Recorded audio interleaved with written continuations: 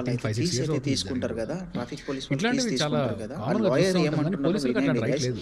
Okay. Actually rights వాళ్ళు లేదంటుండు. చూడండి మీరు వీడియో బైక్‌ని మొత్తం కీ చూడండి. పట్టుకొని లాగేసి నువ్వు పక్కకు రావాలి అని జెప్పేసి కానిస్టేబుల్స్ చేస్తా ఉంటారు. రైట్ లేదు. నంబర్ 1 మీరు బైక్‌లో వెళ్ళేటప్పుడు అలాంటి పోలీసులు ఎవరైనా కీ లాగేసుకుంటుంటే మీరు రెసిస్ట్ చేయండి. ఓకే. నేను చూపెట్టను. మీ సర్కిల్ మీ ఎస్ఐ గారు ఎక్కడున్నారని చెప్పండి. ఎందుకంటే ఎస్ఐ క్యాడర్‌లో ఉండే వ్యక్తి తప్ప వేరే కానిస్టేబుల్ గానీ, హెడ్ కానిస్టేబుల్ గానీ వీళ్ళెవరికీ కూడా మిమ్మల్ని డైరెక్ట్‌గా చెక్ చేసే రైట్ లేదు. ఎస్ఐ గారి సమక్షంలో ఎస్ఐ గారు చెప్తే వాళ్ళు చేయాలి. సో మీరు ఫస్ట్ అడగాల్సిన ప్రశ్న ఏంటంటే ఎస్ఐ గారు ఎక్కడున్నారని అడగండి. వాళ్ళు ఒకవేళ కనపడకపోతే నువ్వు ఎలా అడుగుతావు అని చెప్పేసి మీరు ప్రశ్నించవచ్చు.